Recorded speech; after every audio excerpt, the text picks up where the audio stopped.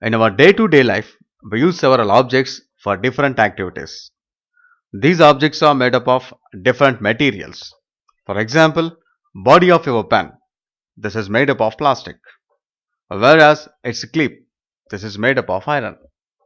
A list of things in a house are given in this table. This table gives the materials from which each object may possibly be made of. If we consider door, this is made up of wood, metal, rubber, paint. Then towel, cotton and wool. Bicycle, it's made up of iron, rubber, paint. What about this knife? Yes, it's made up of iron and plastic. A mirror, glass and plastic. Shoes, leather, resin. What about this water bottle? It's made up of plastic. Now pot, it's made up of mud. If you observe this table, these two things, that is water bottle and pot, these objects are made of only one material. Now what about the remaining? They are made of more than one material. Do you know how many types of materials can be used for making chairs? You can prepare a chair with wood, with plastic, with iron.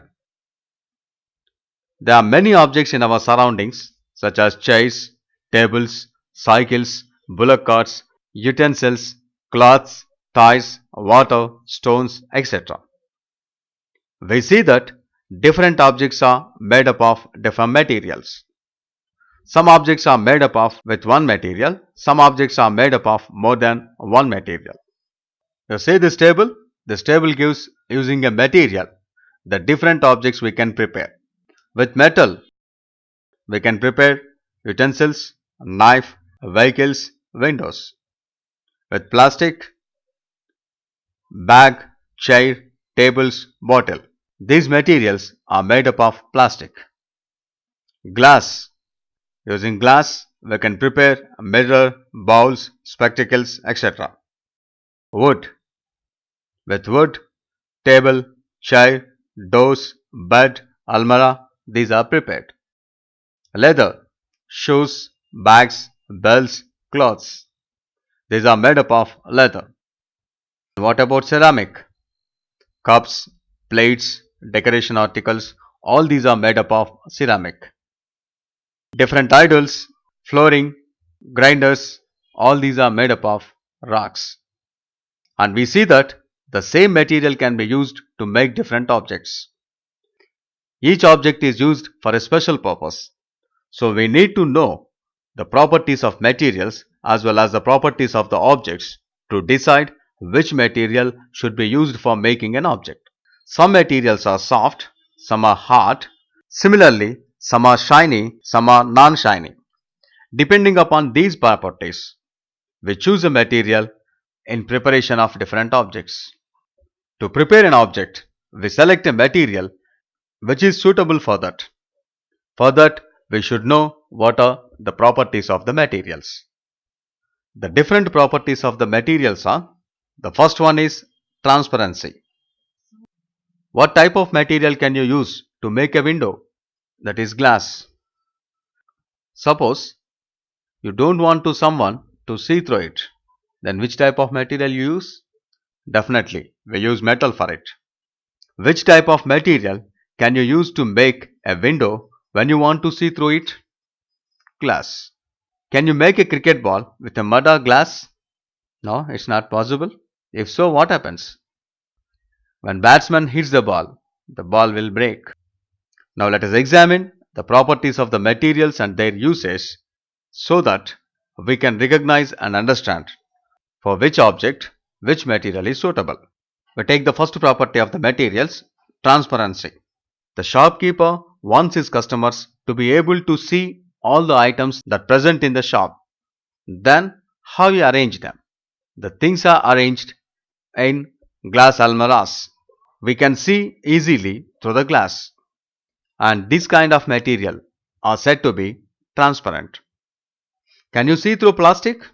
No, you cannot see. We cannot see through some materials like wood, steel, cardboard. Such materials are said to be opaque. Now here some objects are given. Can you identify which are transparent? Glass jar is a transparent. What about steel glass? It is opaque. Wooden plate, yes, it's also opaque. Pen, pen made up of glass is transparent. Pen made up of plastic is opaque. Plastic plate, it's also opaque. Book, it's an opaque. Glass bottle, transparent. You take a sheet of white paper and try to see a lightened bulb through it. Can you see the bulb? No. Just you put some oil drops on the paper. Now you see it. What difference do you notice? You notice that in first case you can't see the bulb. In second case you are able to see the bulb. But can you see the bulb clearly? No, you cannot see the bulb clearly, but you can see the bulb. And this kind of materials, the materials through which we can see objects but not very clearly, are said to be translucent. Oily paper is an example of a translucent substance. Some glass plates fixed to windows allow some light to come through, but you can't see clearly through them. Such type of glass is a translucent glass. Suppose we consider the glass before torchlight. Is it transparent or opaque? Yes, it is transparent. Suppose you close this glass with your palm. Then what you observe? The light doesn't pass. Your hand is opaque. Now cover this torch with oily paper. Then what you can observe? Some light can pass through it. Hence it is translucent. The second property is state of material. You know what is the relationship between ice, water and water vapor? Is ice is a water? Yes. Water, water vapor. Three are three different forms of water. Ice, it is a solid form of water. Water, this is the liquid form of water. Water vapor, this is the gaseous form of the water. And you would notice that when ice is added to a glass of lemon juice, the ice begins to melt, and after some time, all of it becomes water. The outer surface of the glass becomes wet. If we heat the water in a vessel, we notice that after some time, water vapors are produced. If heating is continued, more and more vapor is produced in the form of steam, and the quantity of water in the vessel keeps decreasing.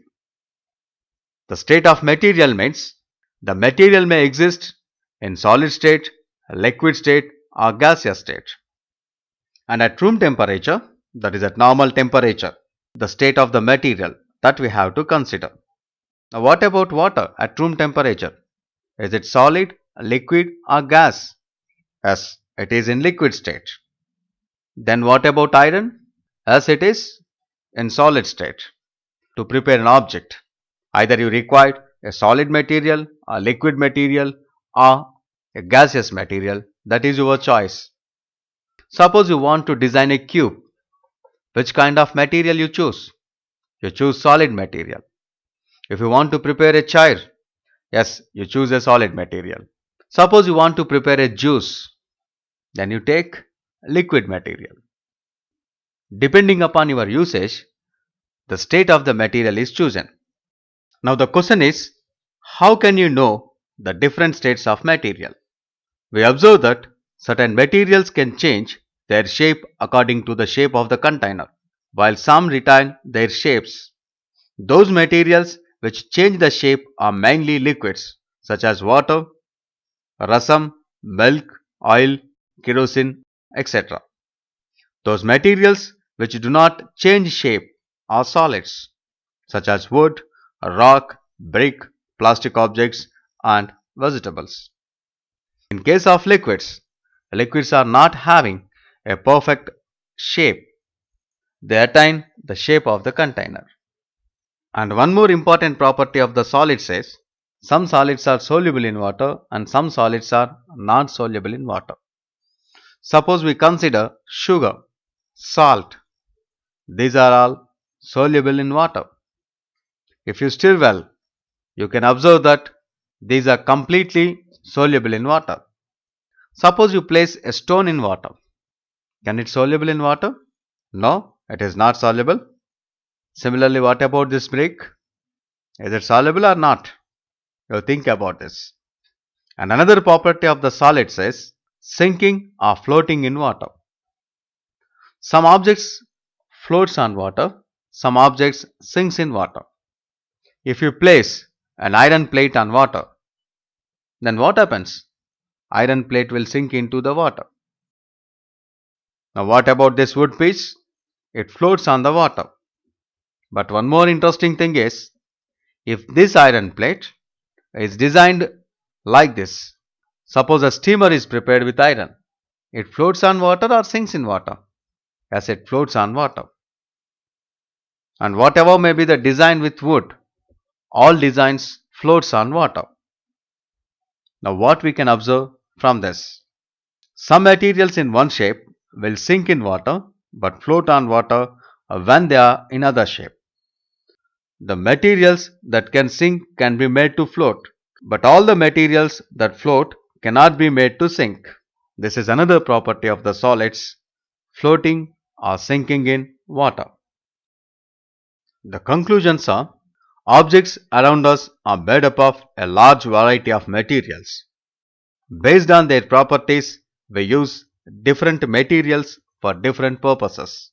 Some materials, such as glass, are transparent. Some materials, such as wood, are opaque, and materials like oily paper are translucent. Materials can exist in three important states, that is, solids, liquids, and gases. And solids are the materials in which the particles from which the matter is made up of, they are tightly bounded together, as I was saying in this figure. And in case of liquid, these particles are not so tightly binded like in solids. They are free to move. But in gases, they are loosely bounded. They can move here and there, as I was seeing in the figure. Some materials sink in water, some materials can float on water. Some materials are soluble in water, some materials are insoluble in water. Materials are grouped together on the basis of similarities and differences in their properties. The important thing we have to observe from this, around us we are having different objects which are made up of different materials. To prepare a particular object, we select a material depending upon its properties, depending upon our usage, depending upon our convenience, we select the material.